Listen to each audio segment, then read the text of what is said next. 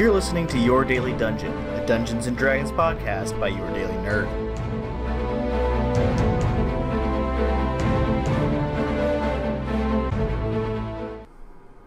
Hey, adventurers. Welcome back to Your Daily Dungeon. We have a special for you this week. I've been told that we're supposed to call it Spooktacular, but I wanted Kyle to know. I wanted Kyle to know that I hate that name and I hate him. Yep, that's okay. Me too. So we really hope you enjoy our Spooktacular adventure. Yep, it's a scary episode where Amnon dies. Because We're all Spooktacular. crossing our fingers. Not just Amnon. Wow. Zarvdok too. Just for everyone's context, you're playing the same characters, but things are gonna happen. So that evening, you guys rested inside the creepy murder witch house, took a nice little nap. Kinda, had to see yourselves hanged, had to see yourselves getting impaled, and then fought a bunch of crazy-ass cannibal witches that were eating children. So you guys were like, this seems like a good place to crash. One big naparooski. So, you guys wake up, and all of a sudden you realize you're not where you fell asleep. You hear the sounds of cobbled stone kind of clicking underneath the sound of cartwheels rolling on pavement. You see a dim light flashing past your what looks to be like a window. As you look around and you see satin drapes kind of masking the windows a little bit, light piercing through the lip of the cape, and it doesn't fully cover the window. It looks like you're in some sort of carriage. The lot of you are all seated around. Mel, you're seated closest to the window on one side, and on that same side is Watt and Amnon, and on the opposite side is Davros, Irina, and did I say Watt already? Hey, Davros, Dijo. Irina, and Dijo. Yeah. How could I forget Dijo? Who? Can we please forget Dijo? Honestly. You guys noticed that Norik is not there. Where's Norik? Well, I don't like that. I don't like it. So Mel's gonna look out the window.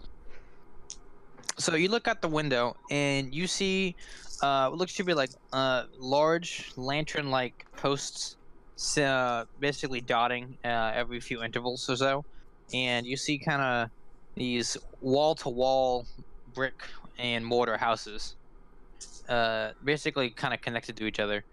You see a small sidewalk with a couple people walking along the way. It's looks to be kind of approaching late evening. These lanterns are kind of looks like they're freshly lit, as the fires burn pretty brightly. You look down and you see a pretty massive wheel turning down past you to your right and your left, making up this large carriage. And you see a line of horses drawing the carriage, as well as an individual seated in what looks to be like a large kind of what I can only describe to be like a trench coat type dressing almost.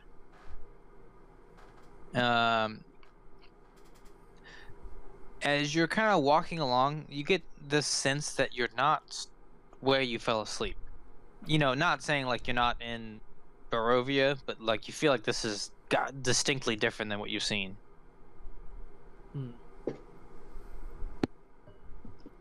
Like so. Okay. So basically, we still feel like we're in Barovia, just like different area of Barovia. It feels very off compared to what you know about what you've seen in Barovia already. Okay.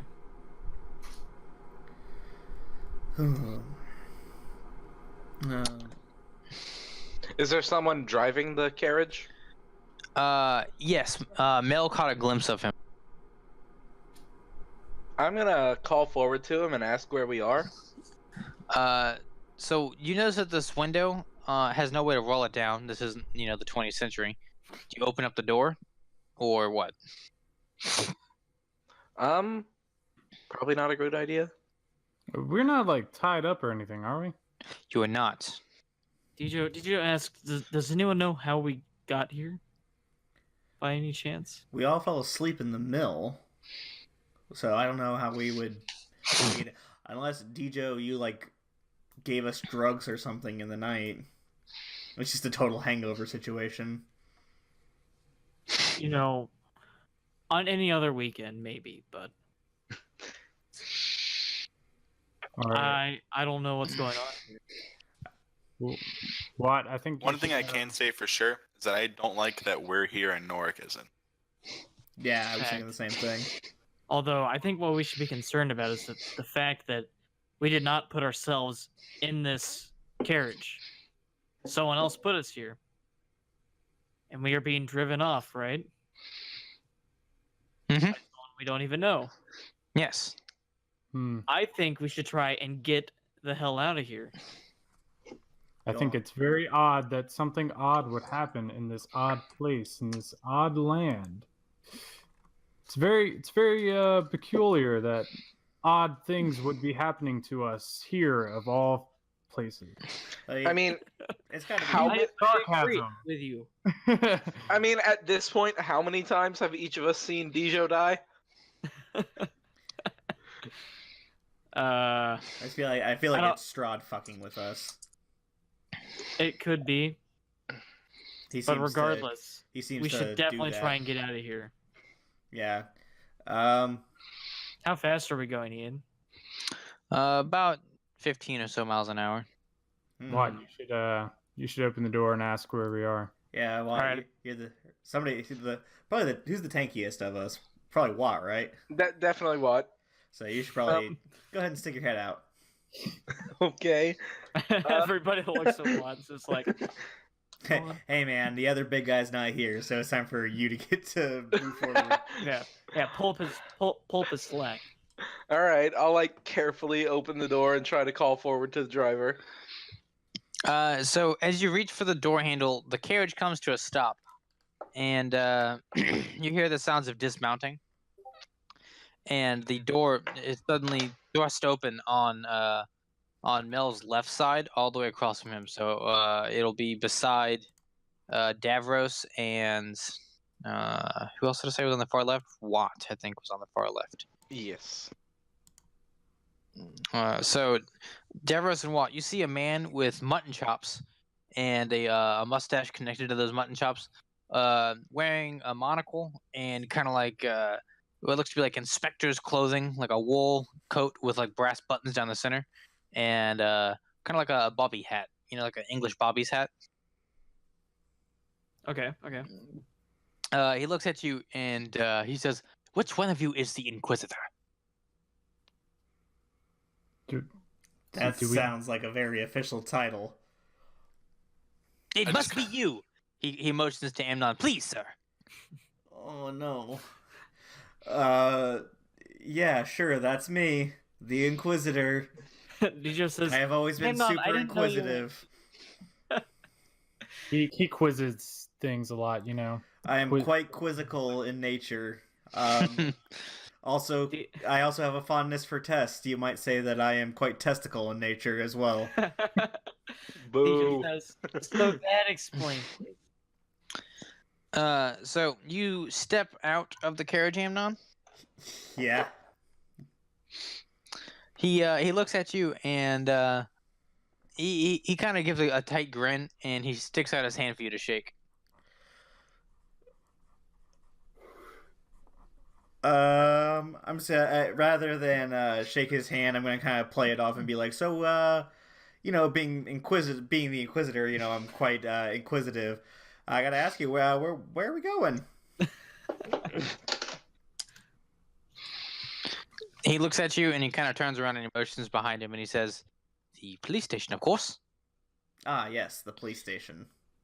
He looks at you quizzically and says, You do recall why you've been summoned, right? The nap you took has not shaken the tree a bit hard?" Honestly, I might have drank a little bit too much last night. Could you remind me the nature of what we're doing here at the station? He cocks an eyebrow and he says, "You are researching the disappearance of children?" Ask him what PlayStation is. Never heard of that. Yes, the disappearance of the children. Do we have any leads on that? At hearing disappearance of children, Watt just like pokes his head out of the door to listen. Hey, I'm the Inquisitor here. Stick your head Yep. back in there. We call him the Great Inquisitor for a reason, Watt. Come on. Okay, fine. I slowly back in.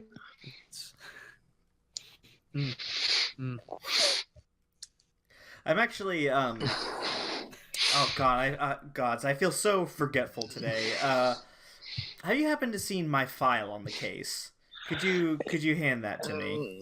You hear the sounds, the front door to the police station behind you shut, and you see a man step out, and he says, "Constable, step away from that man. What are you doing? That is not the Inquisitor."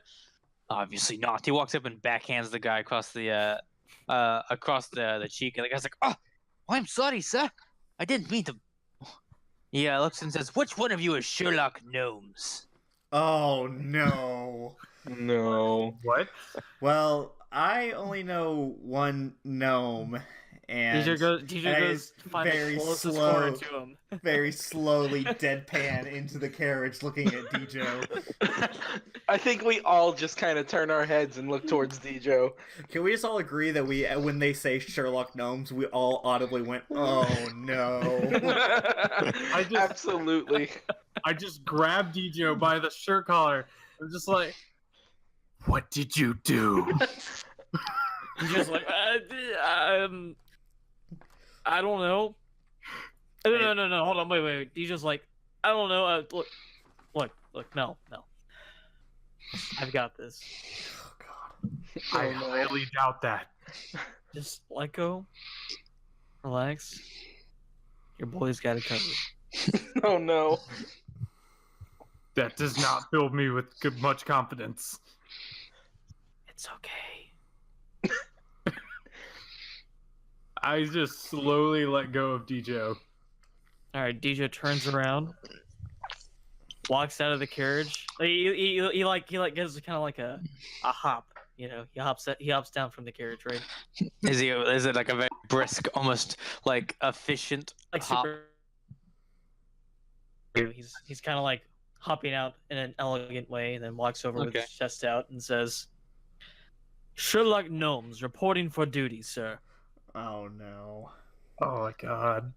he cocks he cocks an eyebrow at you, and he says, "You're taller than your documents said. Excellent. This will be quite useful. Please, and these must be your he kind of like pulls out a little notebook and says, These are my junior detectives. Hi, yes. my name is Dr. Watson. We call him the Inquisitive one. He's the one who questions the most things. That's why he was confused. Amnon, he looks at you and he says, No, that is Dr. Watson. And he points to Watt. Boo! I hate it. You guys didn't know. Deadpan turn and look at Watt, and I was just like, "Oh no!" I'm just nervously, as I'm slowly walking out of the coach. I'm like, "Yeah, you didn't know Watt was short for Watson?" As I just walk up behind Dijo.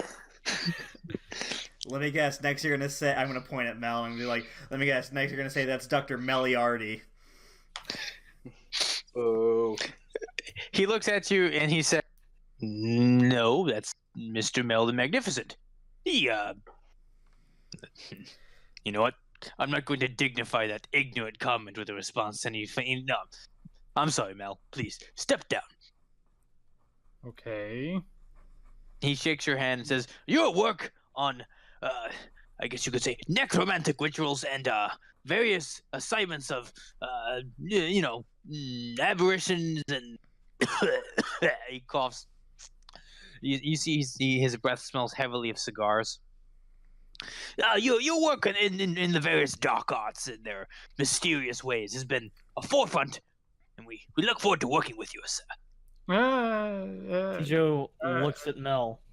I He doesn't say anything. He just looks at him. yeah. That much, and he looks back. Oh, So, yeah. Anyway, That should be useful. So, yeah. Sherlock Gnomes and his junior detectives are ready for duty. And he says, come along, I must show you the evidence. Please. All right. Just turn back to the DJ other- turns around and he says, watch closely, everyone. As you guys turn to start walking inside, you see the constable pause and say, Sherlock Gnomes, you are famous for carrying in everyone's baggage. Are you not going to do that? Oh, of course I am. I was just waiting for them to get closer to the door. He kind of pauses, and you see the head constable looks at him and says, "Well, don't bother the man. Step inside, everyone. Let him gather your things, and we'll all press forward henceforth." Yes, let me gather your things. I take everyone's things. You will not touch my things. I will carry I them take your myself. thing. No, I insist. I will take. Fine. All right, I take everyone's things.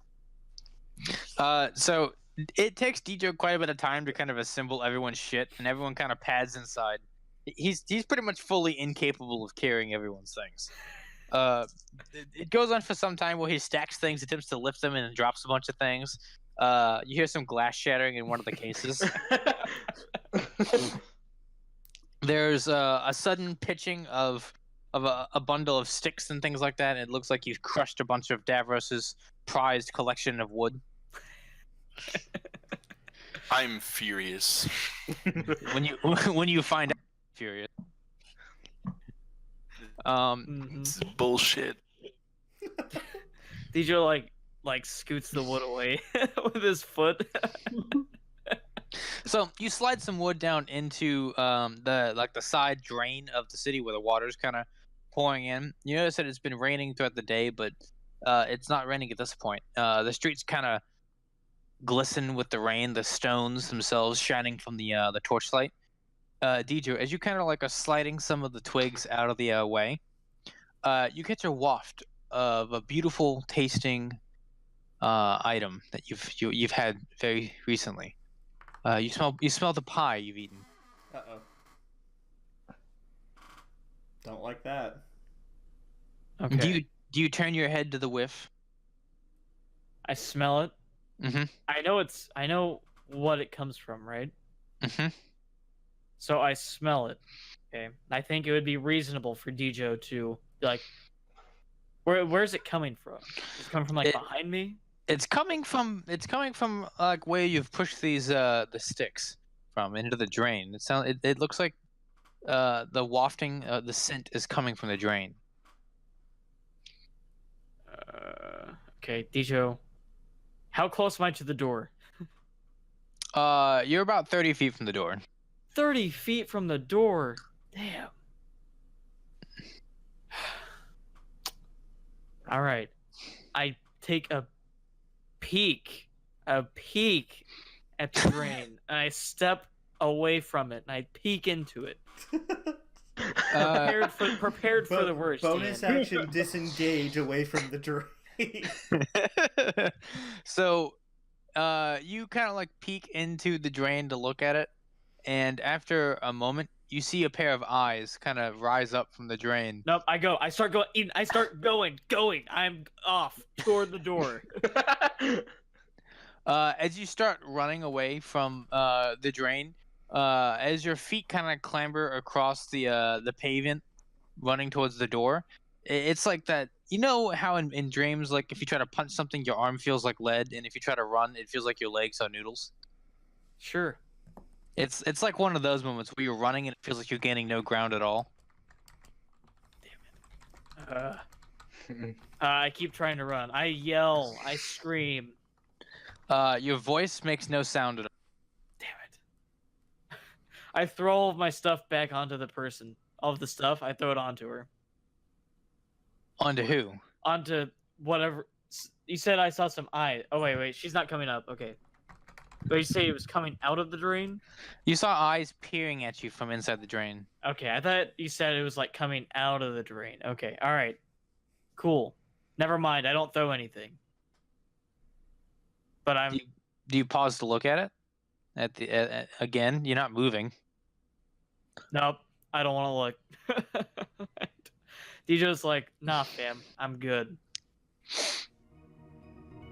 So after a moment, you hear the sounds of gently tapping accordion, kind of playing from inside the sewer to your left, and you hear the sounds of gentle children's laughter. DJ takes a peek over there.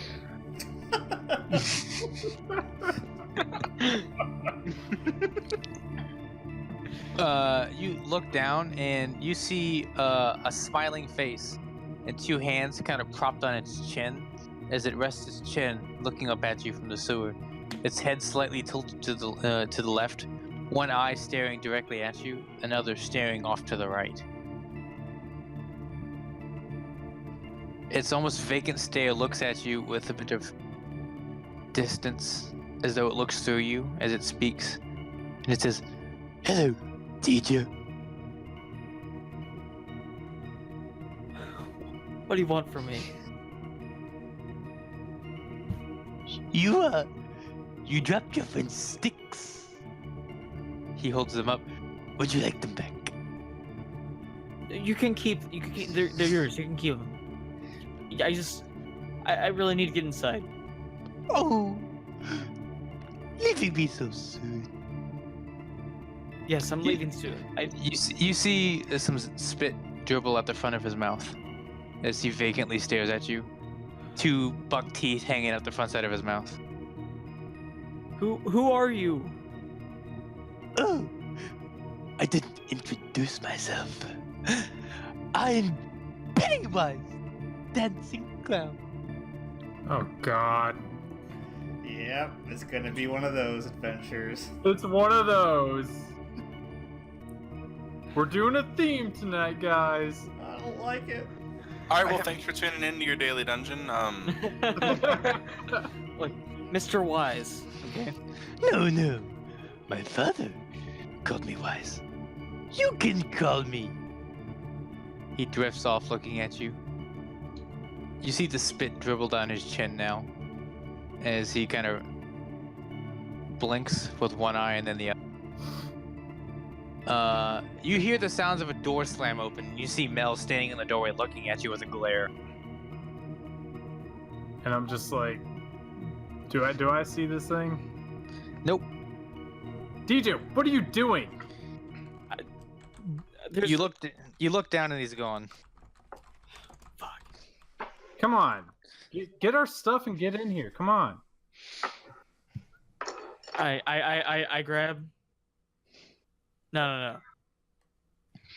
I go up to Mel and I say, Mel, you have to listen to me. There was something in the sewer over there, but it's gone now. Whenever I picked up the stuff, dropped some of Davros's sticks, broke them. What are the odds I can hear him say that? Just out of curiosity. you wanna roll a check? Yes, I do. Hang on. This is me metaphorically leaning back in my chair as I'm waiting for this to go down, and then this happens.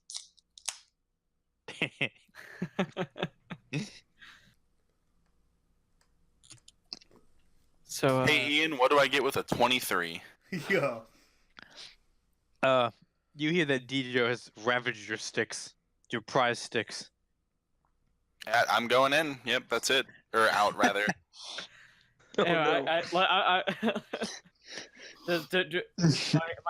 do I continue the conversation? Yeah, Is the door open or closed to the place? Yeah, the door is, one of the double doors is open, and Mel is standing in the doorway looking at DJ at the end of the pathway up. Is the other door closed? Yes. All right, I'm gonna slam it the fuck open. Mel, you get a pretty prompt jump scare as the door swings open beside you. Oh God. I'm sorry, who broke my stuff? Look. I'm sorry. I'll explain it a little bit, but listen. I looked down in the sewer, and there was this weird-looking ass dude in there. All right. Well, did he have my stuff? He did. He had your sticks. He asked me Why if I didn't you wanted get them it back? No, like he's gone now. Okay, He's gone. great story, Joe. No, Mel, I'm dead ass serious. Well, someone's gonna go in there and get my shit, and it's not gonna be me.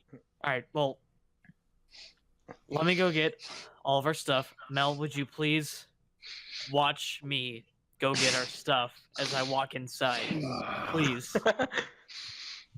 What could the harm in it be, Mel?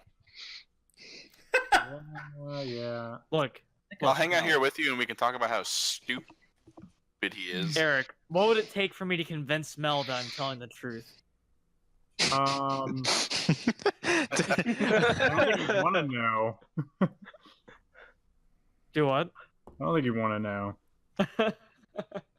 All right, well, But Anyway, he'll go with you. DJ's gonna go get the stuff, and then we'll go inside. And then, yeah, that's what happens.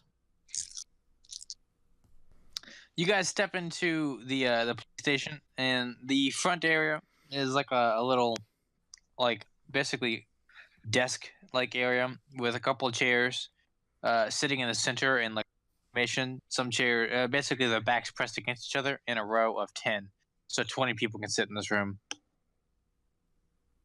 At the front desk, you see an elderly woman, probably in her 70s or so, with a boil on her nose, typing away at the desk, and she looks up at you guys with some disinterest as she chuckles and kind of shakes her head and looks down and continues to write stuff in a little booklet.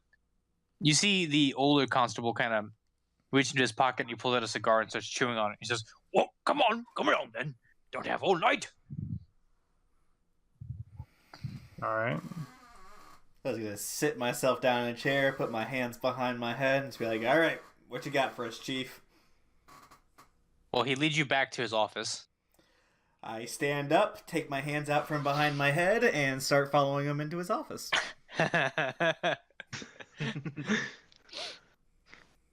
That's like when you follow an NPC, they stop in an area for no fucking reason at all. Yep. Do something, and then continue on, and you're like, oh, what, going still? Okay, my bad. Oh, follow quests for the best, right? Yeah. Almost as good as escort missions.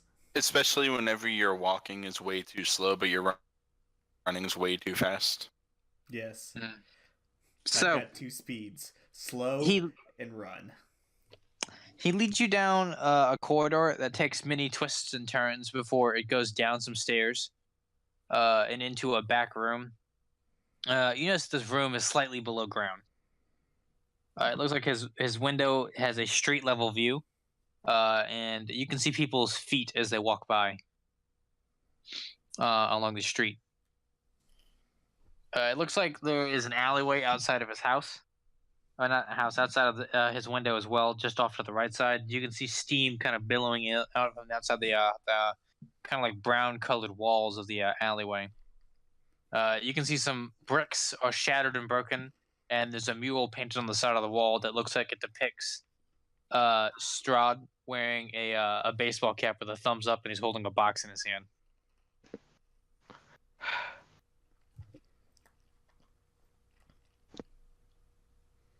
Wait. Who's holding what?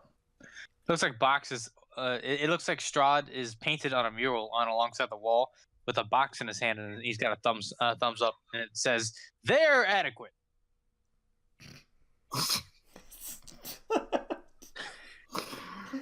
Okay. Like Tony the Tiger, except Strahd the Vampire. Wow. Isn't there? That's Why pretty cool. not just use Count Chocula?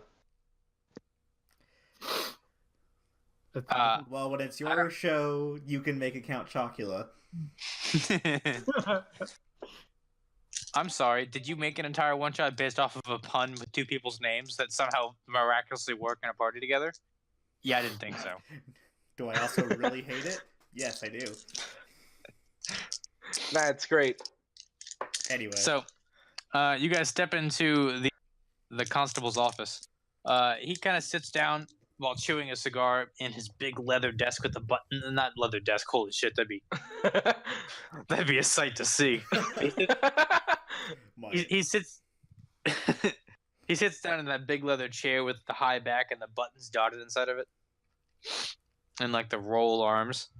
And he kind of like reaches into like the base of his desk, and he pulls out a lantern and sets it down.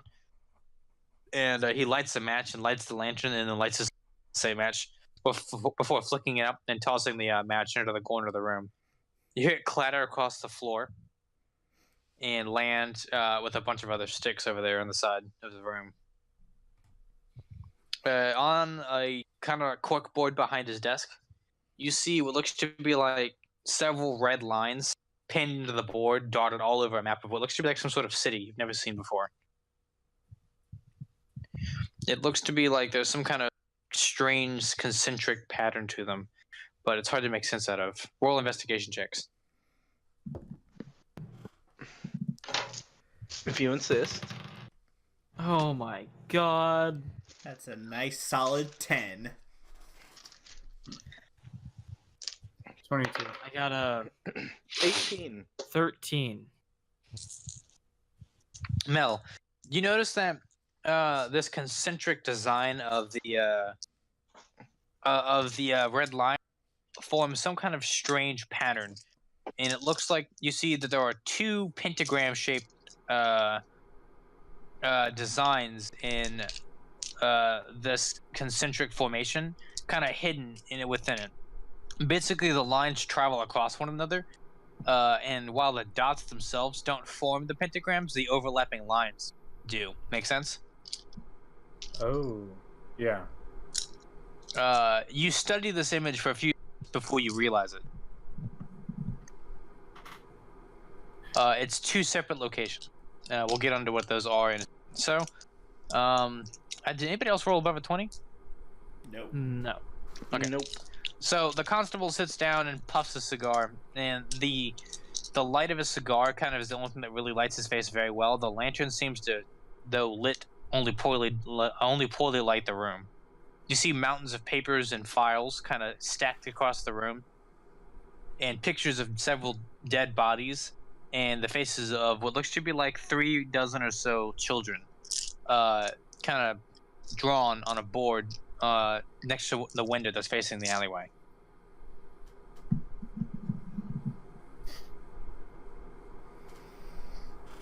So he kind of puffs his cigar and looks at you and says, "So, Sherlock Gnomes, I'm sure you know why you've been called here." Yeah, Sherlock Gnomes. Kind of like nudge him forward. Yeah, no Tell shit. Tell us why we're here. Gotta learn from the We're best, here right? to look for children. Investigate the disappearance of these children. Yes, exactly. And once more, Dr. Watson's work, he motions over to Watt, has shown that there is some sort of interest in particularly children in between the ages of 5 to 14. But we're not sure why. He puffs his cigar again. Hmm. I'm just gonna like nod and be like, exactly. What do you think? Well, we're not exactly sure what it has to do with children of that specific age, but I do know one thing. All the deaths in the city, they're all paralleled. Nothing but young women. Between the ages of 20 to 30, about, give or take. All beautiful young women. A shame, really. None of the children's bodies have been found. But we have found about 2 dozen or so women lost in the streets. Ripped up, torn to pieces. Here, I have a picture. He pulls out a file and slaps it on the desk. DJ takes everyone- the file and looks at it. Yeah, so Sherlock Gnomes, you examine the file. And upon looking upon the faces, you see about half a dozen or so women in there of varying, looks and so on and so forth, all between the ages of 20 to 30. You don't see anybody of particular note that you recognize. Okay. Watt, you come across a picture and you recognize what might be your mother. All right. And Mel, you see your wife in one of the pictures. Oh, that can't be right. Well, none of these women look familiar. Dejo says. Irina reaches down and flicks through and pulls up a picture. And Dejo, at first you don't recognize it, but after a moment you realize that it's actually her. Huh. That's For not what? ominous at all. She looks at it and says, "And what is this?" She kind of like puts it down on the desk. You see the will take a puff of cigar, looks down at the image, looks up at Irene, looks down, looks up, looks down, looks up. His eyes bulge. Looks, he made a realization, and he goes, "Wait," and looks back down. No, I'm not saying it. What's important about this woman? They're the kind of the. They look the same. A little bit, you know. He picks it up and kind of like examines the picture. It's obviously Irene. He goes, no, this is not the same woman at all. She's beautiful and got dark hair, dark skin. Not to say that you're not beautiful, ma'am. She kind of cocks an eyebrow and says, you can stop now.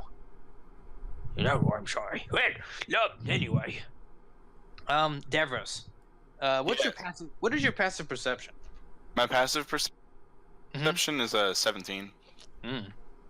1-7, you said? So yeah, 17. So you glance out the window. After a moment of like looking, you see the mural on the wall has shifted a bit. You see a smiling face of a clown looking at you, one eye staring at Dejo and another staring at you. You double take, and suddenly it's back to Strahd's face. Was it still Strahd's face when it shifted? Just the eyes were different? No. It was a clown in Strahd's body. Oh, okay, cool. You broke up for a second and I didn't hear that. I apologize. Thank God I'm not the only one. I mean, you don't know that I saw that. I know. I'm just saying that out of character. Speaking of, though, where am I in proximity to Dejo? You're about 5 feet behind him. He's standing closest to the desk, and you're standing closest to the window. To his left.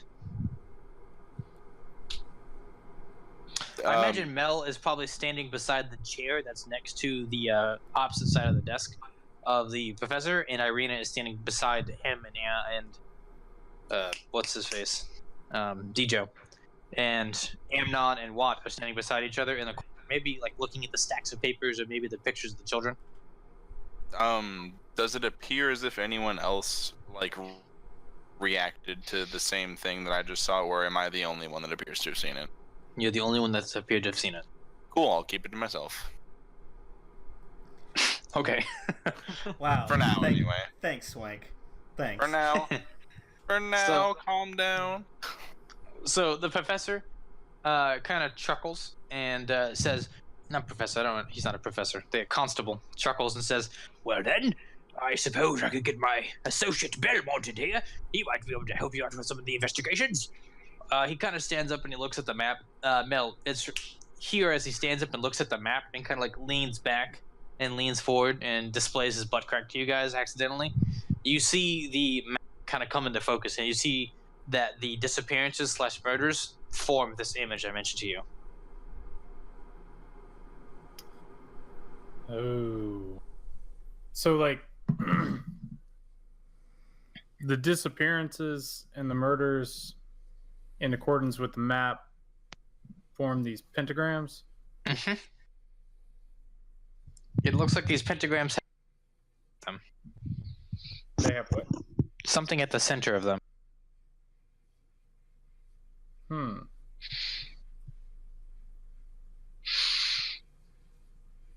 Okay, so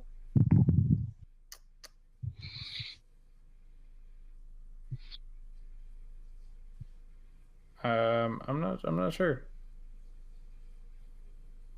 Do you examine to see what's at the center? Yeah. Pentagram? Yeah. What's at the center of the two pentagrams? There's two of them, right? Yes. Yeah. So one you see what looks to be like an old kind of, it's described in the city ordinance, the pictures of the city. It looks to be like it's got a little date beside it indicating that it was constructed several hundred years ago. And it looks to be like an old house that was formerly a mansion that's kind of fallen apart. And then the The other one looks to be like the city market.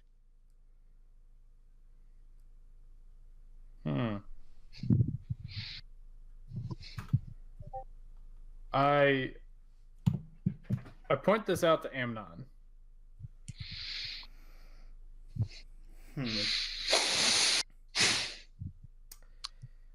Well, that's interesting. So you pointed it out to me. Mm-hmm. Would it be? I turn to Mel. Would it be unreasonable to assume that go to the center of these and you find the problem? I mean, that would be my assumption. So we're dealing with missing kids and murdered women here, right? So Yes. I don't know. Is there any kind of like anything that would come to mind like that of like something that would be their MO, or like, yeah, we usually kidnap children or murder women? Psychopaths? Yeah, that sounds like most monsters, I know, but like honestly, I'm pretty sure that's the type of propaganda shit that they spread about tieflings. So it's like maybe it's one of my relatives. Well, we shouldn't rule out the possibility. Yeah, you know what? My family's a piece of shit, so it's probably okay. So the constable turns around and you reach up and pull off a monocle, and he kind of like spits onto it, leans it off, and snorts. Goes, all right, hang on. Okay, so moving on then. Let me go introduce you to Belmont. Quite an interesting fellow, that. He's been investigating these murders, saying that there's a monster roaming the streets at night. So I think that Sherlock Gnomes I could probably finally fire his lazy ass. So sorry, side question. These maps that we're seeing, they're the same town? Yes. Okay. And they mirror each other, like the points on the maps? Okay. Yes. Okay. Cool. Good for clarification. I'm gonna turn to Mel again and just be like, let's just keep an eye out. I just don't have a good feeling about literally anything that's going on here. Yeah, that seems to be the MO for just being in Barovia. You know, just like you know, be unsettled about absolutely everything. You say Barovia aloud? Well, I'm speaking. Yeah, I do. Speaking to Amnon, so I'm not like it's not an open conversation, but I guess I'm not trying to like. Yeah, this hide is an it. A to B conversation, or I guess it's more like an A to M conversation. So constables see your way out.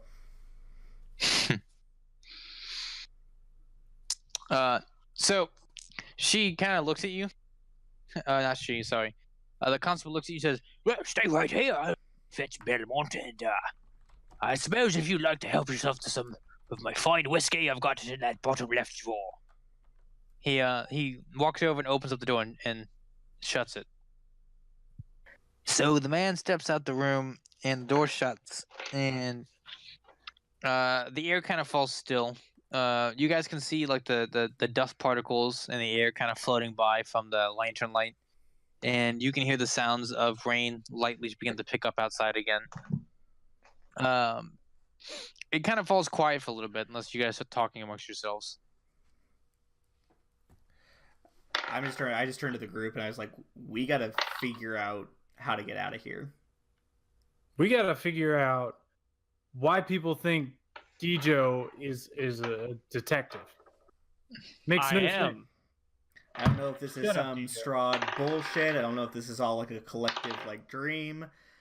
We gotta. I'm gonna attempt to pinch myself and see if I wake up.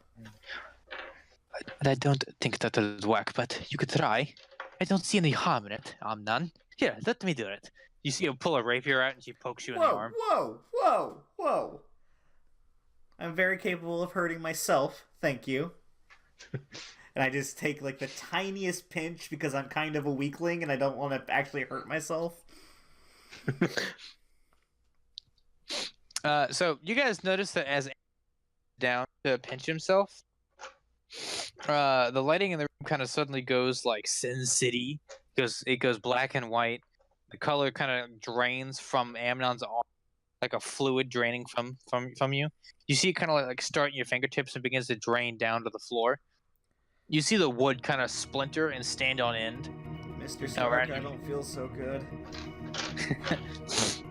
And you guys see the room start to kind of, and you see the light from the from outside from the lanterns, kind of starts to glow a grim, dark color, as you hear the sounds of accordion music, and the sounds of hooves beating on pavement, clattering.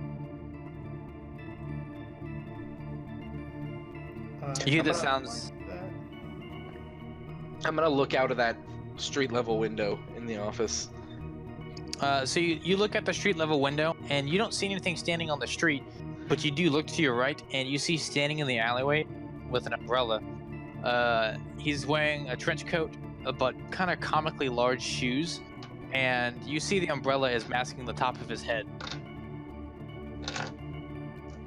I'm gonna be like, Dijo, was this the thing you saw in the sewer? And lift Dijo up so he can look through that window.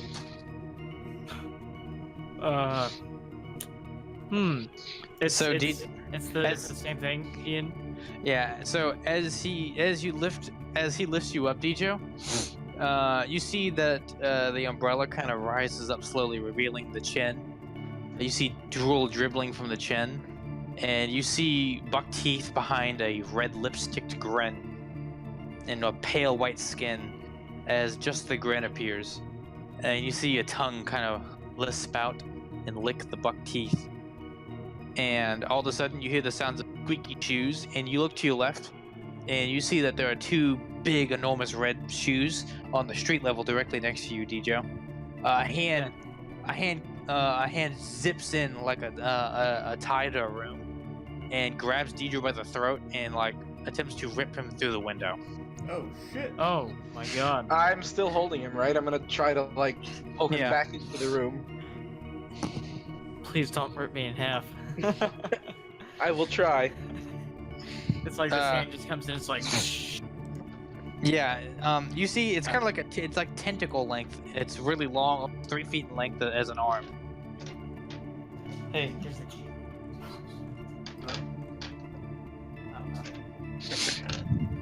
You see the fingers all kind of crack and bend in different directions and begin to swirl around your neck. I'm gonna like cast Firebolt on the arm. So you go to cast a spell, and as your hands leap up, confetti shoots at your hands, and you see a clown poof up out of your lapel and look at you, Mel, and grab you by the beard and shake your cheeks and go, "No, not right now." And he pats you on the head. Give me a wisdom save. What the fuck? Oh god, I rolled a 10. You guys see Mel kind of. So nobody else sees this around Mel. You see Mel kind of like look at his hand as he goes to cast a spell, and you see him go like, "Huh?" And you hear the sounds of like a honking horn, like one of those like little klaxons, like that. And you see Mel kind of take a couple steps forward, slump to the ground, and hit the floor face first, unconscious. Yo, that's not good. You hear the sounds of the hooves clicking even faster now, and you hear the sounds of a whip cracking the horse, and the sounds of heavy mouthed breathing from the horse, almost like what you guys hear every time I'm talking. You know. I am going to summon my scimitar to my hand. All right, DJ. You Yeah. well, actually, Watt specifically, give me your strength check. All right. All right. 15. 15. Um, Okay, we so got a good old. Oh wait. Oh, sorry. I thought you said both of us. My bad. no, you're good. So Watt, you start to pull, and you pull, and the arm on the other side comes detached.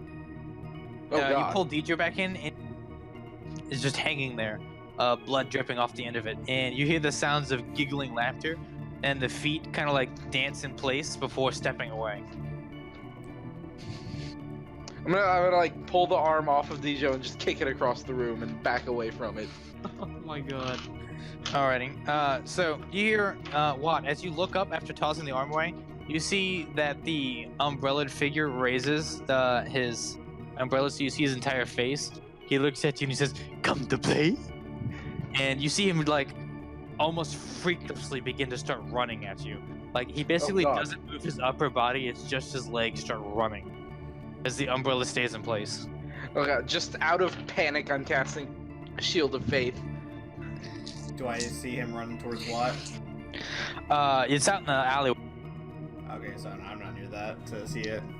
Yeah. No, the arm. So the arm comes skittering to you and Davros's feet, and the arm kind of like flops for a couple seconds as you see it like writher and wriggle, and you see the bone jut out of its arm, kind of like an assassin's hidden blade, and it snakes out the arm really quickly before the arm turns into like a balloon. You see the arm turn into like a snake balloon as the bone kind of wriggles its way out and it runs underneath the desk. I point my sword in the general direction that it went, and I look at Davros and I'm like, nope, don't like that. Don't like any of this. I also pull my shield out. Like I still have Dijo in my right arm, and I pull my shield out of my left arm, just watching this clown running towards me. So the clown comes running, and as it is maybe about 10 feet from the door or so, it suddenly just crumples onto the ground. Its backside kind of like just folding over on its legs as its legs just keep running past you. Jesus. Interesting. Wow. So the balloon arm sails up into the air and pops, and you see the light in the room suddenly change and shift back. And Watt, you look down and you see Mel come back too. He's suddenly conscious. Whoa! Jesus. What was that? What happened? You guys hear the sounds of a door bolt click as it opens up, and you see a young man with black hair and like a chin beard kind of looking at you guys quizzically. He's looking at Mel on the floor, Deidre on the floor, and he sees Amnon with his blade pointed at the desk defensively, and he's like, "Are you all mad? What's wrong with you?"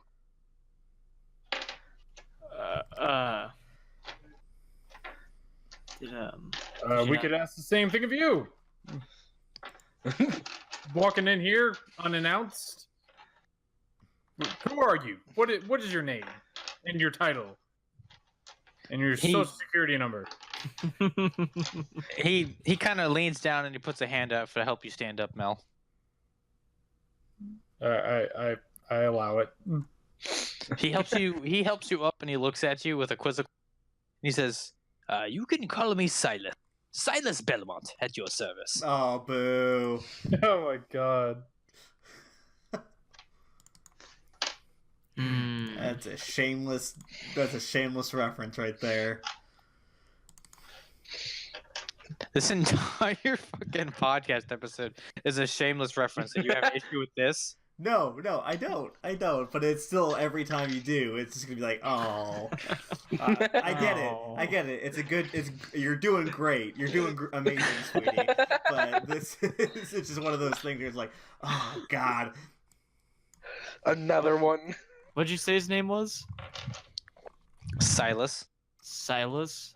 Mm-hmm. Silas Belmont. No, it's not. No, his name's not Simon. No, yeah, I know his name's not Simon. That'd be two on the nose.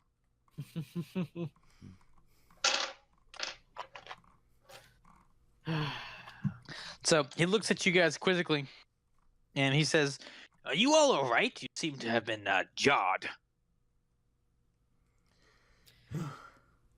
We're fine. We're good. We're just having a good time. It's part of the everything's fine investigation process. Okay. Mel, as you stand up, you see that there's confetti outside of your like the sleeve of your inner shirt.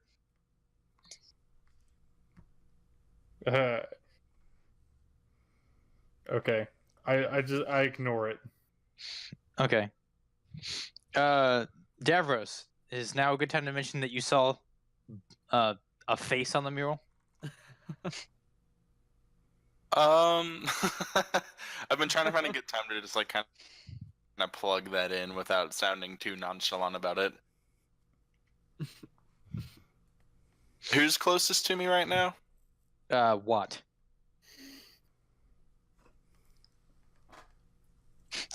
This is a load of barnacles. Yes. Basically, yeah. I was just gonna lean over and be like, "So, you know the painting Estrade? What? I saw the clown's face in that painting, but I didn't think to tell you guys. So, my bad."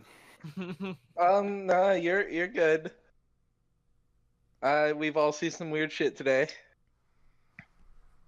That's a bad friend right there. Hey, man. If I see a killer clown and it scares the shit out of me, I'm gonna be telling all y'all. DJ tried to, and no. Yeah, fuck you guys. Damn. You didn't tell me. Oh yeah, that's right. I told... He told the person least likely to believe him. That is true. No, DJ. He was the one that came out the door. DJ, you didn't see a clown. That's just the app. That's like just the actual personification of how stupid you are.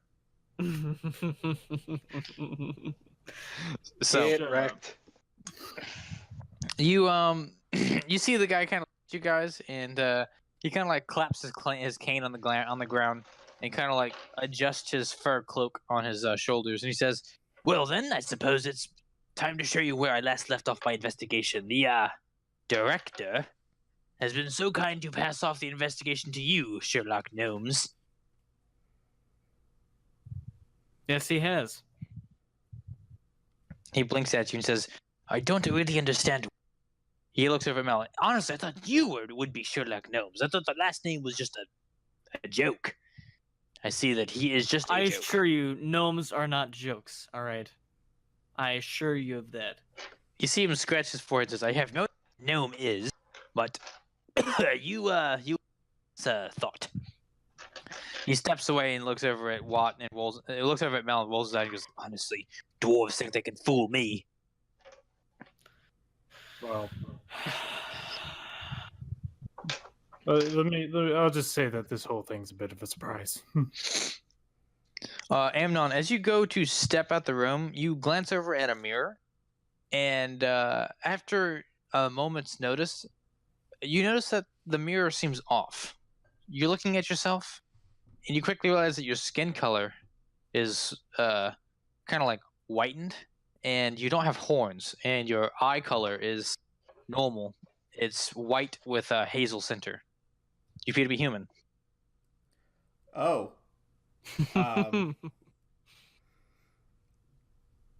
Hey, guys?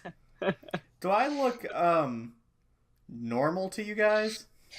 No, you've never looked normal to me. Okay. What does he look like to us, Ian? Does he just like? Yeah, he looks like Amnon. It's like, I mean, you're missing a tail, right? I reach around like, oh shit, where's my tail? And I just gotta grab it real quick. Still missing the spade, right? You see on the bottom of the nub of your tail what looks to be like a drawing of a spade. Oh. What? I don't know who did that. That's very rude. I don't appreciate it. We're gonna have a serious discussion about this later. I'd like to think it was Dijo. You hear the echoes. You hear the echoes left in the distance. Wait, what? I said Amnon hears the echoes left of a cloud in the distance. Oh. It's not funny. It's pretty funny. So wait, only Amnon heard that? Yes. Okay. Well. Oh, all right. All right. Yeah. All right. So what's next on the agenda? next, the gentleman Silas offers to take you guys to the market.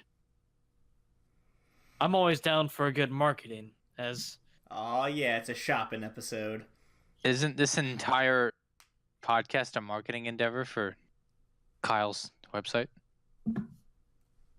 that's too meta, Ian. But the clown in the Belmont isn't too meta. It's Sherlock Gnomes and Dr. Watson. No, Wouldn't- that was drawing the line. Wouldn't Watson imply that you were like the son of Watt? What? I mean, yeah. Anyway, let's go to the market. Yeah, let's go to the market. It's market time. That's a terrible catchphrase. You should really work on that. It's no tool time, that's for sure. Yeah, I like to think the entire time DJ's like we're like walking over there, DJ's like whatever your like perception of like a very caricaturistic version of a detective is, that's what DJ's doing on purpose. I like to imagine that DJ is trying to come up with catchphrases. He might be, you never know. I like to imagine Dijo's an idiot. Those things are not mutually exclusive. One would argue that they are just synonyms. Dijo and idiot. DJ just likes to be an idiot. That's why he does it. That's the infuriating.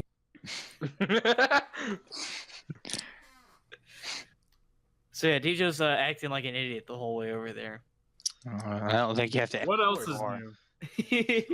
He's like over exaggerating like everything that he thinks a detective might do while he's walking over there. So he's like investigating every plant and, Oh my and just god. being really extra in general.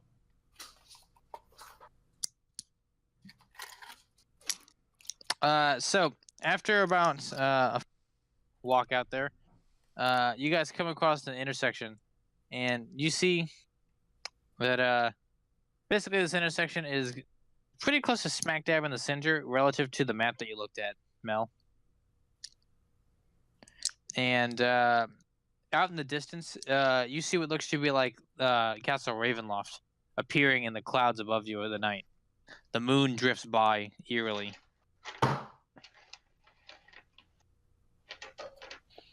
Ooh. Kind of confirming to some extent that you are still in Barovia. Well,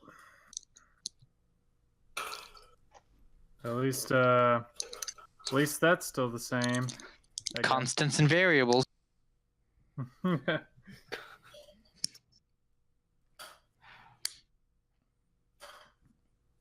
So, as you guys are walking along, you make it to the market square, and the market square is pretty empty. It's late in the evening, and the market square is set up with basically 4 entrances: north, south, east, and west. A bunch of stalls set up along the square, basically lining the edge, making 2 different layers, and then a center area that looks to be like basically a crier stand, a town crier stand. You guys see sitting upon the town crier stand what looks to be like a body that is pinned to the town crier's board. It looks like there's a large blade or something thrusted through the center of it. Dang.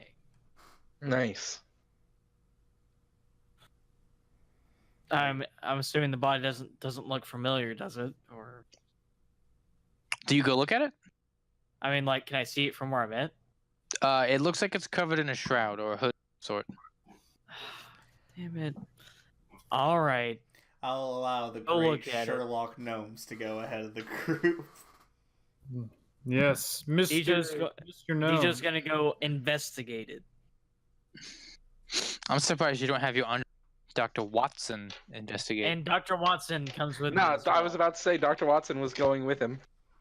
And Dr. Watson's coming with me. It's good. Let's keep the 3 spellcasters in the back. Away from everybody else. Just so we're all still clear, I hate all of this.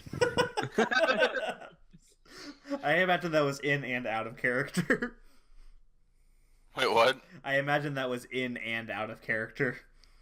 Yes, Davros and I both said that. So Watt and Dejo approach the stand with Silas, and he kind of looks at this and says, "Well, this is a new, I guess, development. No one's been murdered in about 2 hours. I was just here about an hour ago." A new record. It's only been 2 hours. He nods his head and walks over to the town stand and kind of takes off the little sign that says "murders in X amount of hours" and drops it back down to 0. He's just like, holy shit. And in his mind, he has that face. He has that face, you know what I'm saying? The holy shit face. And he's like, I knew that. Huh. I knew Anyway. that. Let's he's just looking at the body, like trying to figure out what's going on with, like, what the deal with it is, like what happened.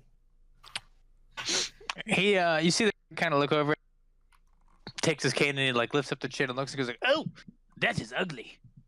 He lowers it again and says, "Oh, nothing to worry about here, just a town lynching." Kind of puts the cane. He kind of puts the cane back down to the ground. There's nothing particularly unusual about this. How old is the person? And he says, "I'm not particularly sure. You look." He kind of like lifts up the hood and you see Nork. Oh. Jesus. DJ, like, am I on like a? Is there like steps? Is there like steps to this or something? Or, like, Yeah. DJ like walks back and then starts falling down the stairs. You guys see Dijo take a couple steps back, miss a step, and then fall down the stairs. Everything, It looks like he's panicked. everything cool over there, gnomes? DJ just turns around really slowly, and I said, "It's Snork." What? Oh, At the I go- at the mention of his name, I rush over. Watt saw it too, right? Yeah, Watt's just standing there, like, looking at it in silence, trying to figure out what kind of Strahd bullshit's going on.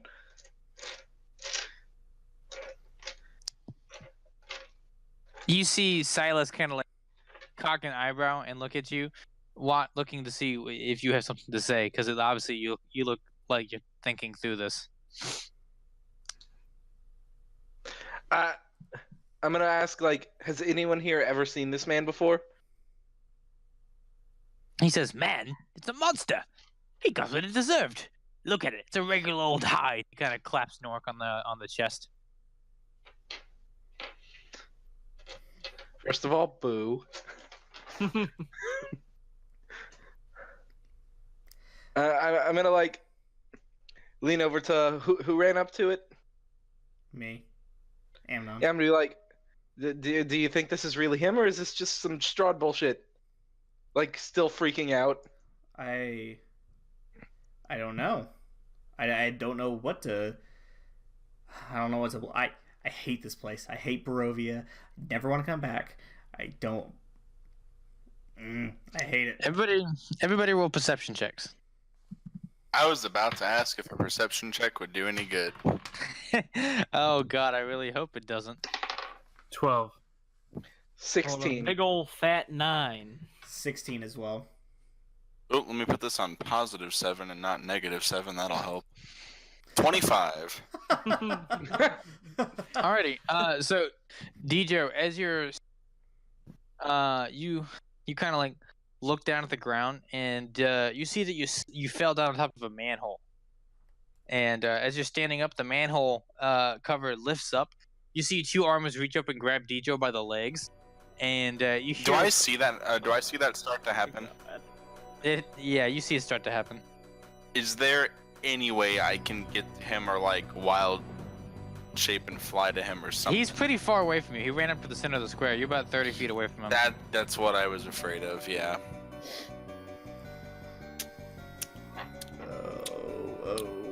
If I just straight sprinted, like no intention to stop, how long would it take me to get there? Probably about 3 seconds or so. I'm just gonna sprint and go for the tackle. Okay. DJ, your legs are grabbed, and one leg is pulled, and you start to sink through one of the the manhole, and the other leg is pulled, and you start sinking through the other side of the manhole. It looks like your legs are basically being sucked into two separate holes. What? DJ tries everything that he can to like not go down into the manholes. Give me an acrobatics check with proficiency. I guess you already have it. Yeah, hold on. You said with proficiency? Mm-hmm. I mean, it's acrobatics, so yeah. Yeah. Alright. That's 26. Okay. Nice. So you kind of like contort your legs in such a way that you're able to free one of them.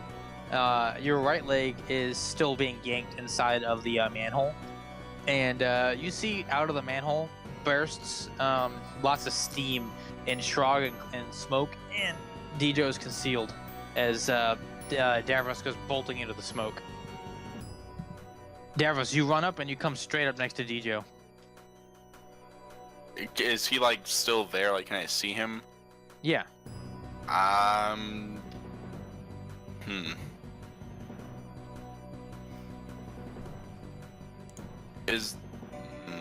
Would there be any way I can attempt to get him out with you, or having to use acrobatics instead of athletics? No, probably not. All right, cool. I'm gonna try and pull him out. All right, give me a strength check. Oh, gross. I believe in you. I don't believe in me. What does a 15 get me?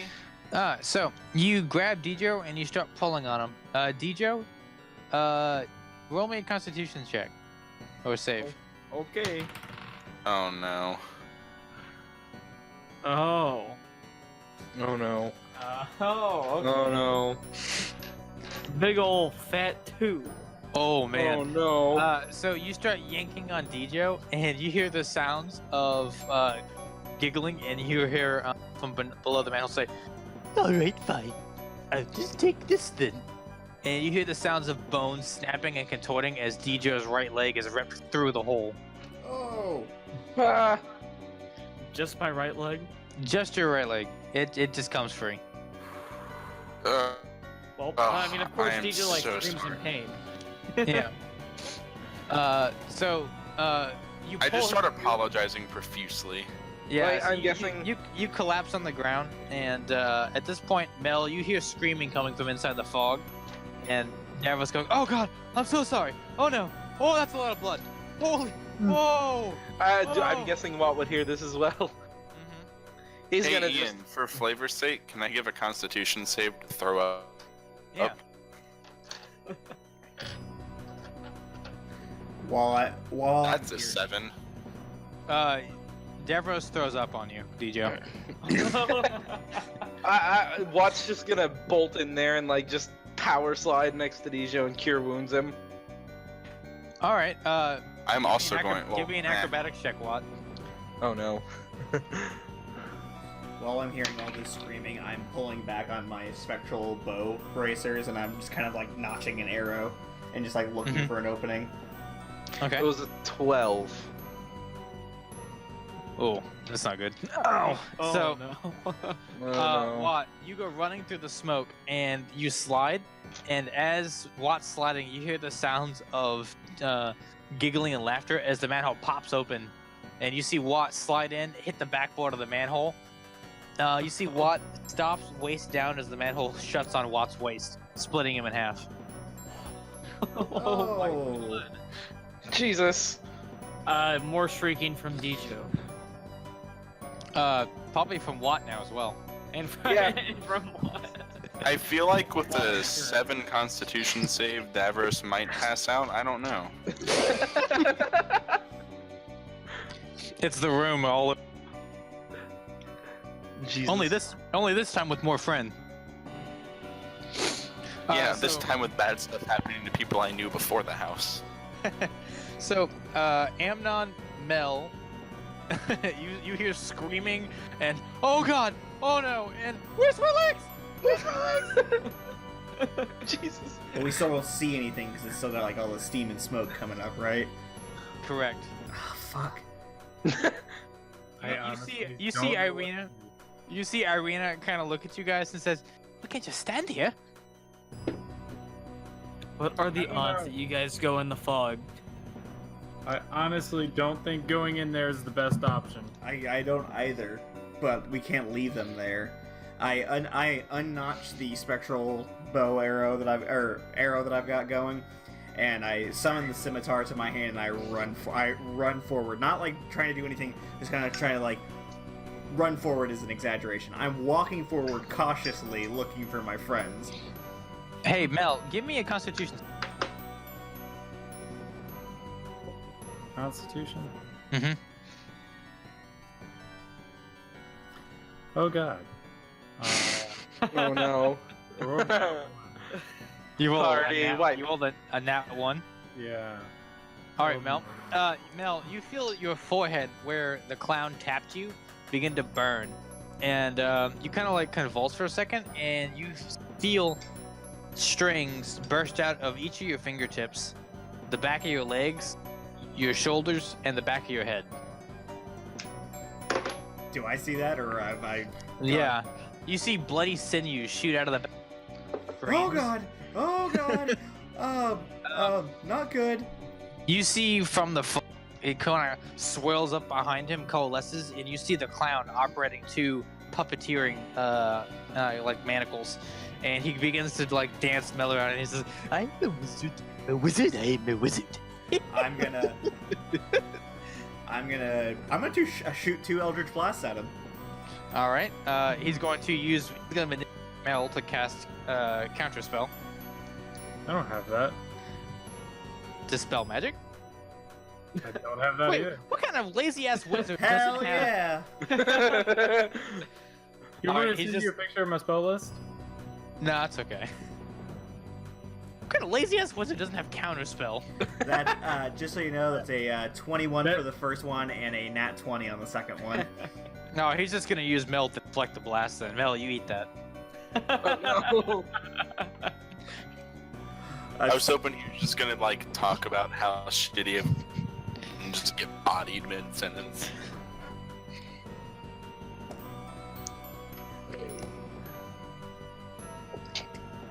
At this point, Watt's just like, all right, guys, see you in 24 hours. Hey Mel, you take a grand total of 31 damage. Oh no. Are you conscious still, Mel? 31 damage? Yeah. Barely. All right. So the clown's gonna look. Look at you. Oh, he's got blood coming out of him. You see him kind of like look at Mel, and one of his eyes tracks up to you, Amnon, and lips.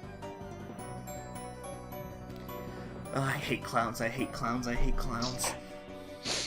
You see his head split in the center as it like folds back, and you see just a row of teeth kind of come rolling out the top side of his head as he leans forward over Mel. Mel, you see the teeth descending upon your scalp.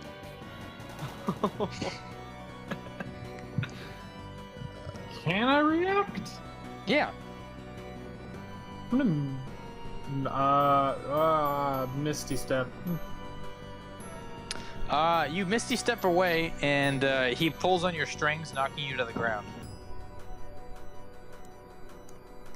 Okay. Am I still 30 feet away? Yeah. you land. Do you land in the fog? You can choose what a misty step.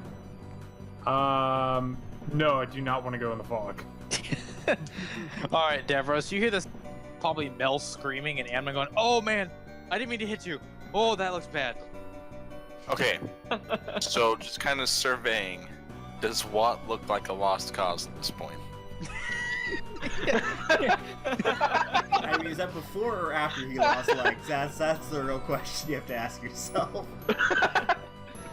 You attempt to pick Deidre up, Mel. You see Watt kind of start to disintegrate, and he's just like, "I'll see you in 24 hours." And gives you finger guns. Basically. Yeah, I pick up Dijo and just move as fast as I can towards the screaming. Towards the screaming. Whoa. Brave. I mean, my friends are over there. Dijo, you're bleeding up profusely. Give me a Constitution save. I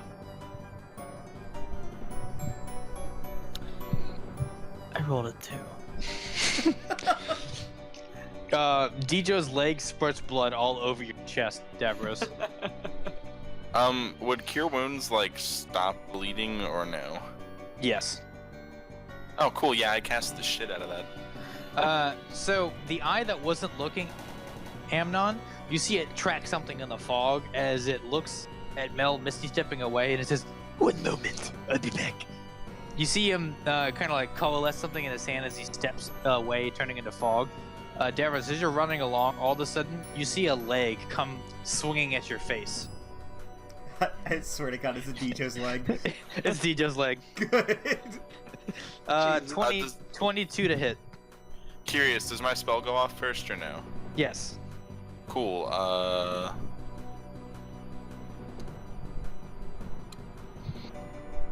hold on. Hey Dijo, you gain 10 health. Yay! And you said what, Ian? 21? Oh, it hits regardless. Yeah. So he hits you in the face, and he knocks you to the ground, and you drop Dijo. You see him standing over you, and he kind of, like has Dijo's leg in his arm. You see him kind of like grab Dijo's like skin and just slide it off, holding just the broken bone in his hand. He kind of like spins the shattered bone in his hand, looks at you, Davros, and steps on your chest and says, "What does elf taste like?" Can I cast Thunderwave just directly, like, above me? Yeah. I don't know if I need to roll for that, or if it's just a... Sure. Hold Pretty on, sure let's it's a counter roll for them. see. Yeah, he has to make a con save. 18. Well, look at you. He takes some damage if he actually takes it, but he doesn't get pushed away. Does he Okay. actually take damage from it, or is Yeah, it even... you see his hair back, and you see one of his eyes kind of like burst in his face, and he goes like, "Oh, oh no, oh look at it, oh, oh, oh, oh." He takes 7 damage. He looks at you and he says, "Oh, I would have to fix that." You see him kind of reach up and dig his eye out, and he kind of like takes Dijo's femur and shoves it into your eye, attempts to pop your eye out. Let's see here, strength check. Oh, it's 24. He pops your eye. Damn. Yikes. He looks at you, Davros, and you see him kind of like drop your eye into his face. Yeah, he looks at you and he says, "Let there be hope," and he slams Dijo's femur into. Do I have any opportunity to cast a spell at all during any of this? Yeah, sure. What do you want to cast? I'm gonna go big or go home and cast Hold Person. And cast what? Hold Person. Oh, he's immune. Fucking okay, that's fine. Shocked. So give me a Constitution save. Oh yay, my favorite type of save. These have gone so well today.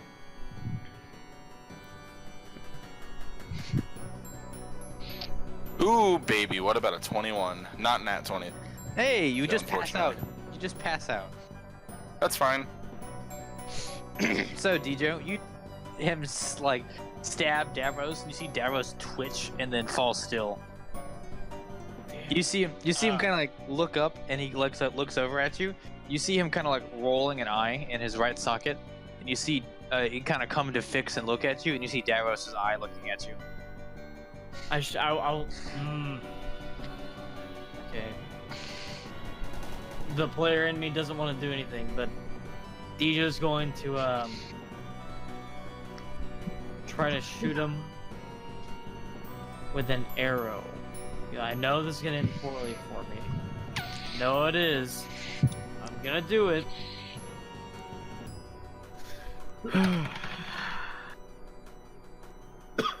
Well, I rolled an 8 plus 6. That's 14, if I can do math right. No, 15. Right? No.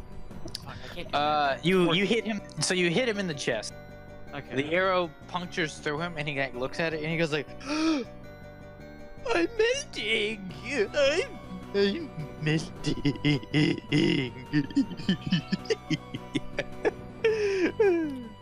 He snaps the arrow out and starts walking towards you.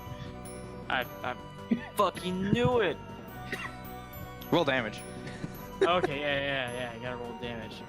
I'm assuming I don't get sneak attack. No. How far away from me is he at this point? All right. So he's in the mist. Melon. So Mel and I can't see him. 9 damage. Okay. 9 damage. No, you can't see him. So you notice that his Djo is looking at you, but another eye is looking up and trained on somebody outside of the fog. Mel, what do we do? Got an idea. It's a bad one. Those are the best kinds of ideas, indeed. Do we pull the magic nuclear option? You throw a fireball and I'll throw in Hunger of Hadar and just kind of see what sticks. Yep, that was the idea. Really, was it? Yeah.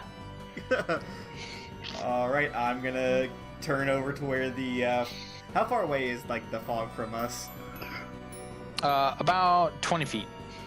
About 20 feet.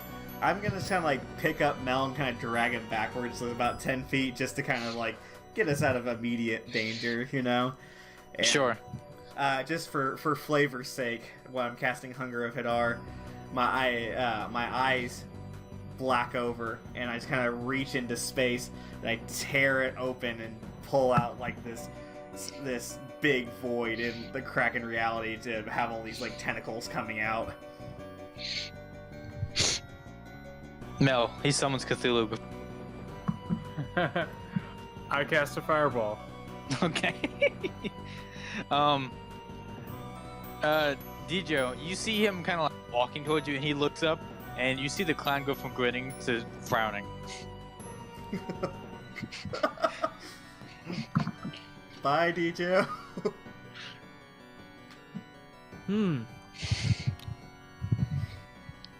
Well, Djo,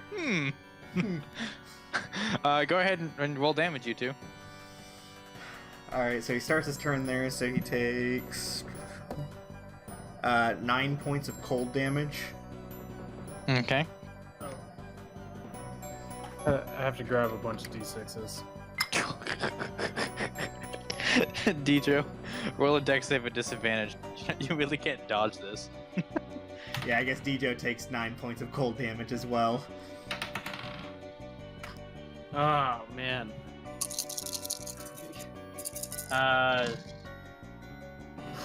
That's whatever 4 plus 7 is 11. 11. I know math. I can math. I swear. Alright, well, what's his damage then, Mel? 31. Christ. Did you want me to go ahead and do the Good thing I acid leveled damage up. too, or just the cold Yeah. damage for now? Both. All right. Both of them have to make Dex saves.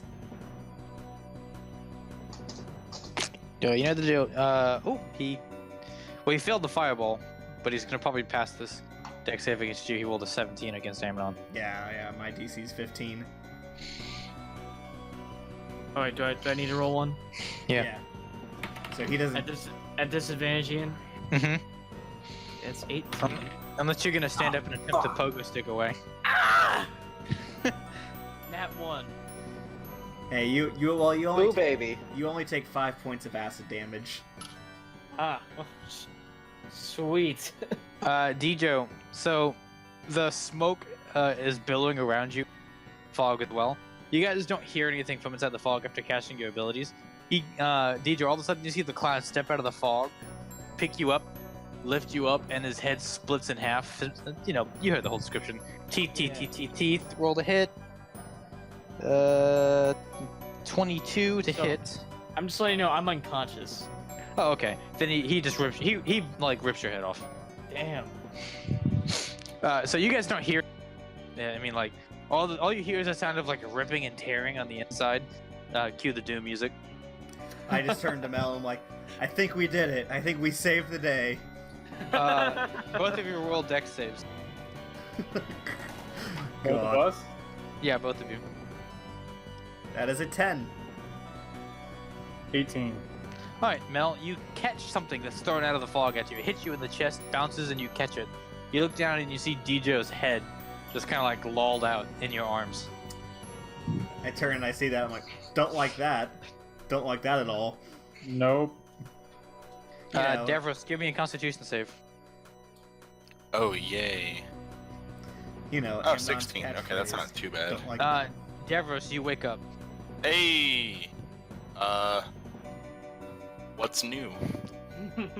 Is he? Oh shit! Is he in the middle of the area where we nuked? Oh yeah, so you took all that damage. Oh, wait, how much damage was it? You would have automatically failed the dex save. So I think in total you would have taken 9 points of cold damage and 5 points of acid damage from me. And then over 30 points of damage. Yeah, it was 31 from Mel. So 31, 5, and 9. Mm-hmm. Yeah. But I mean, you were That's unconscious. what, 46? Yeah. Yeah, I'm good. Barely, but I'm hanging in there. Damn. So you see out of the fog, Pennywise steps out, and you see him kind of like clicking his head to one side. You see that like basically like the white of his skin has been like melted off the side of his head. His hair is torched and fringed on one side, and you see that his left arm is dangling as if it's been broken. And you see he's dragging his right kneecap. And he looks at you guys and he says, "I'm so hurt. Oh, please, no more. DJ was just not tasty enough for all of this." Fuck that. Casting Witch Bolt. Okay, so, like, can I see him? Like, is the fog still a thing? Yes, it's still a thing. I'm gonna exit the fog as best Okay. as I can with one eye. You stand up and pull DJ's femur throat.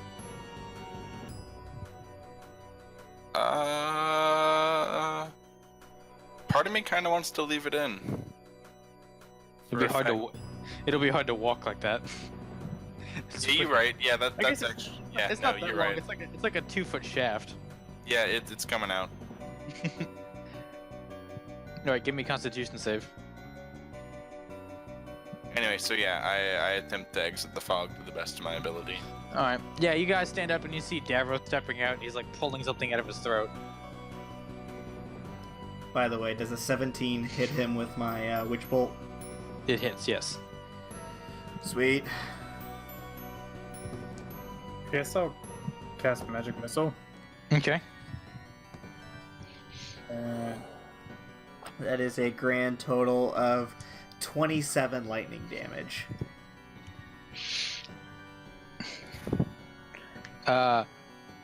Mel, as you cast Magic Missile, you're gonna hit him, You see, he kind of like holds his hands out, and the sinews that were attached to you just like zip through the air back over to him, back over to you, and he like latches onto you again.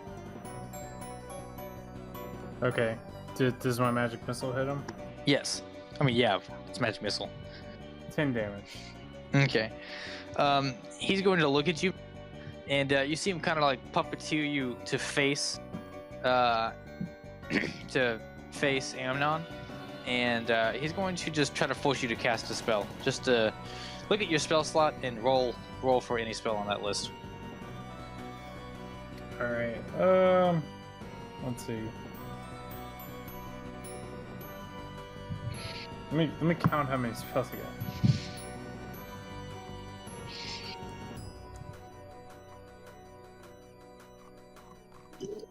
Okay. I have 16 spells. So let's just roll a d20.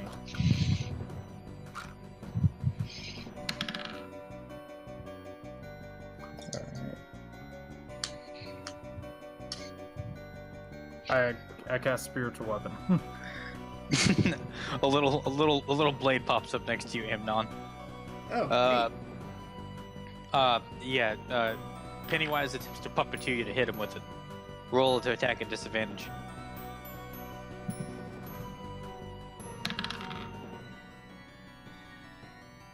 neat. 16, so 13. my armor class is 15. Okay, you gonna just bolt on him? What? You gonna just renew Witch Bolt on him? Yeah, Okay, just roll damage again. that's another 12 points of damage. Davros, what are you doing? I made it out of the fog fine, right? Mhm. Can I see the asshole clown bitch? Mm-hmm. I want to cast Moonbeam on him because I really like that spell.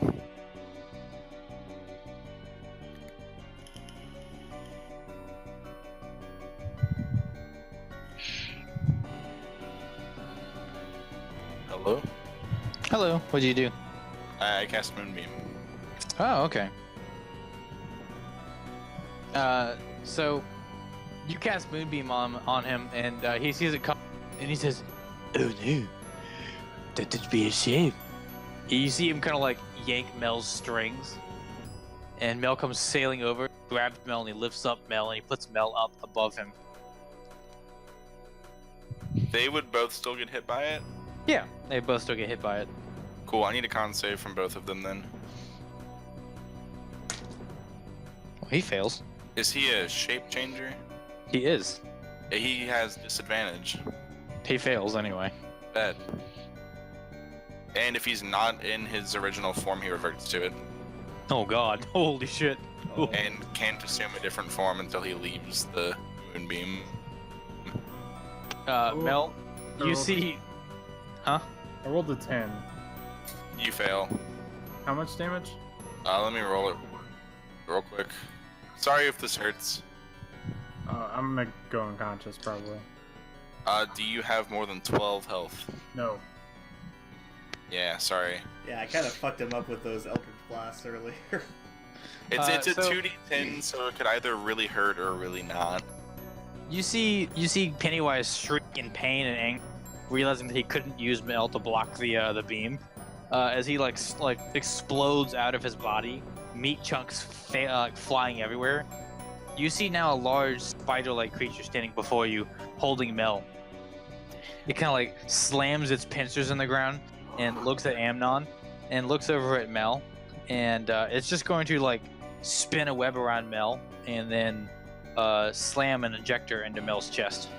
Uh-oh. Mel, con save.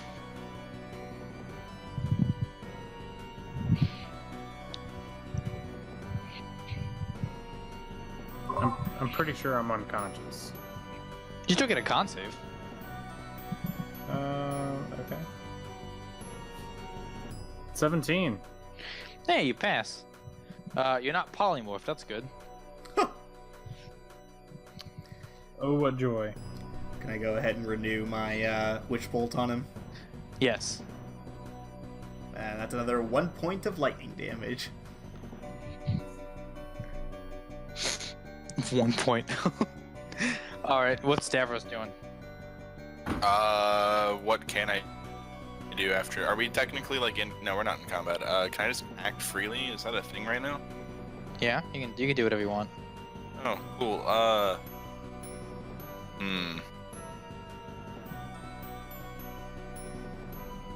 Hold on. I mean, I can just move Moonbeam, quote unquote, and make him take more damage. That sounds like fun. But also, Okay. Mel's still there. Right? Yes. Gross. Does he take up more than like a regular square? I guess. Yeah, Yes. he takes up a 2x2. Cool. I want to put Moonbeam on somewhere that Mel is not, but still on him. That works. All right. I think he makes another save. I'm not sure. No. Because it's the same spell. Okay. So It's another 12. he's going to basically eat Mel. Oh my god. Very casual way of. Yeah.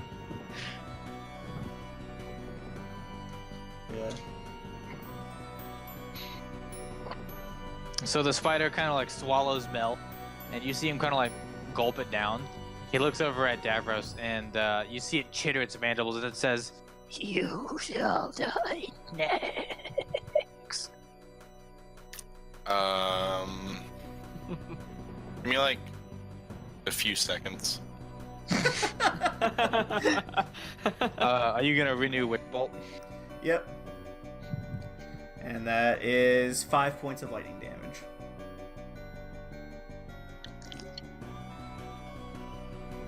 You see one of its legs chitters at the bolt, and you see its abdomen burst on the side.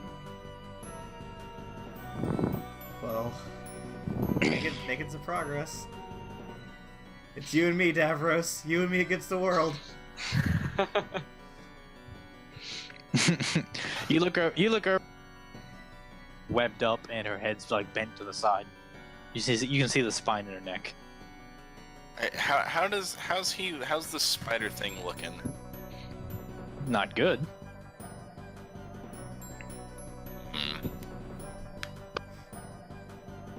How far away from him am I? About 30 feet. Cool. Okay, hold on, 2 seconds. I'm gonna get. I don't know. What's my movement? 35. Yeah, I'm just gonna back up 35 feet. You're gonna do what? I'm just gonna back up like as far as I can, Okay. but I'm still inside range of Moonbeam. So that happens again. Okay. So it's going to move at the beam, and you see it like kind of like shift and move with the fog, as the fog kind of like consumes him, and he like sails through the air, splashes on the ground, pool of fog next to you, Davros, and you see it look at you, and its pincer and its butt shoots out and attempts to stab you. Can I acrobatics? No, I'm willing to hit. Damn. 19.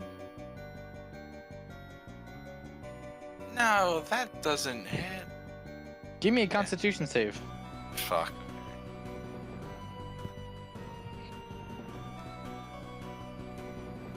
$17? Hey, you pass. Oh Alright, you shit! just Thank You God. you just take the damage. Oh no! How much? Take 12 points of damage. Yep. Fuck me. I'm gone. I'm out. God. I was at 7, just so y'all know. Like I survived that 46 points of damage, but not by much. All right. So Davros goes down. It's gonna like kick Deidre's femur out of Davros's throat, and Davros bleeds out. Oh my god, that's terrible. It So- chitters. It chitters and looks back over at you, Amnon, and its eyes glow with intensity and says, "A man with 2 souls. What a feat!" Yeah, bring it, Big Ugly. It's funny because you're at full health. Yeah, I am. All right. You see the fog. You see Dijo's headless body. Watt split in half. Davros laying in a pool of his own blood. You see Irina is dangling from one of the sides of the building. Wow. Huh. Well, this will be interesting. Kyle, you should join him.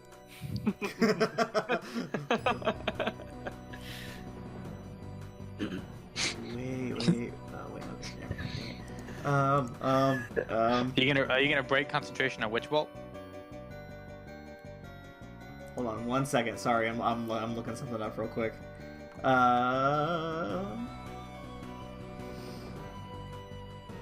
All right, so I'm gonna end my concentration on Witch Bolt on him, Mm-hmm. and as a bonus action, I am going to use my Hexblade's Curse on him, Okay.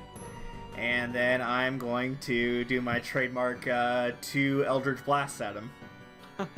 Roll the hit. Trademark. That's a 16, Hit. and that is a 17. Oh, that doesn't hit. Yeah, it hits.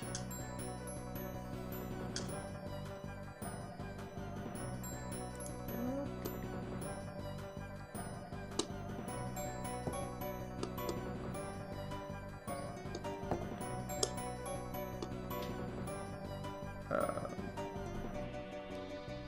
21 points of damage. Ooh. Pretty close. It's gonna come skittering over to you, and it's going to attempt to charge you to the ground. Give me a strength check. Oh god, I'm bad at strength. I believe in you. It's okay. That's a 14. All right. It knocks you to the ground, and you see its pincer like eject out of its butt, and it looks at you and like stones around your head, and begins to slowly close them in. I don't like that.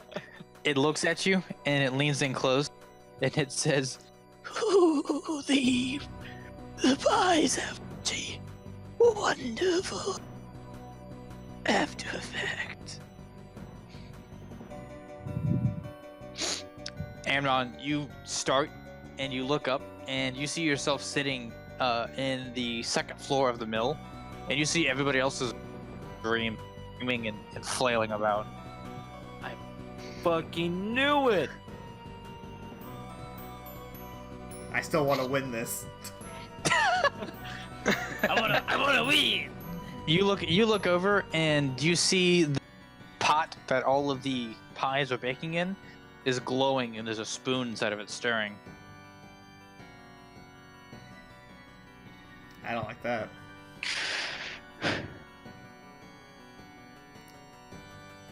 Now's your chance to win. Can I reach it? Yeah, do you want to stand up? You're not in combat. Oh, sorry. I thought I was still like. No, you woke up. Oh, I woke up. Yeah, I'm gonna reach over and like grab that shit. All right. So you grab the spoon, and you see it kind of like shimmer and shake, and you see the mist form of the look at you as she reappears before you, and she says, "I will always be in your dreams. This is not over." She yanks the ladle out of the pot and like slaps you across the face with it and disappears. Yeah, I can tell this isn't over. Fuck you too. As soon as the ladle leaves, everybody jumps awake. Comes to a start. Like, I'm assuming like we all dreamed that, right? Or was that just? No, your head's really missing. No, I mean like, was it like all like are the same dream? Like we Everybody, yes, everybody was having a group dream. all. Okay. All right. He's like, Watt's just gonna be like, wait, it's been 24 hours already? DJ like looks at his leg, feels his head. It's like, what happened to Sherlock? No, he doesn't say that. He doesn't say that. No, that's too inappropriate in this situation.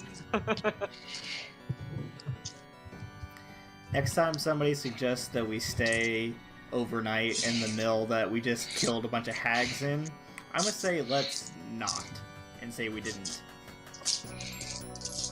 Yeah, That's a good DTO. idea. That wasn't even my idea. I don't think.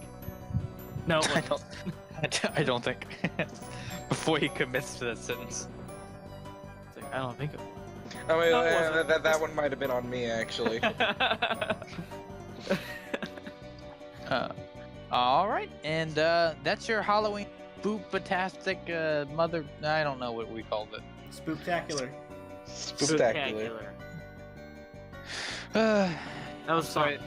there were no spooky, scary skeletons other than the one inside your bodies. Ah! I never expected it to be there. Damn, my secret's out. You were the skeleton all along. It's the biggest jump scare of all life. It's really scary because you don't realize how terrifying it is until it's way too late. Oh my god! Wow. All right then. It's like that. It's like that one vine of the Dan's looking over, and he's just like, "Wow." All right, thank you guys so much for tuning in to this week's episode of Your Daily Dungeon, proudly sponsored by Your Daily Nerd. Catch us again next week when we return to our regular scheduled programming. Oh, happy Halloween!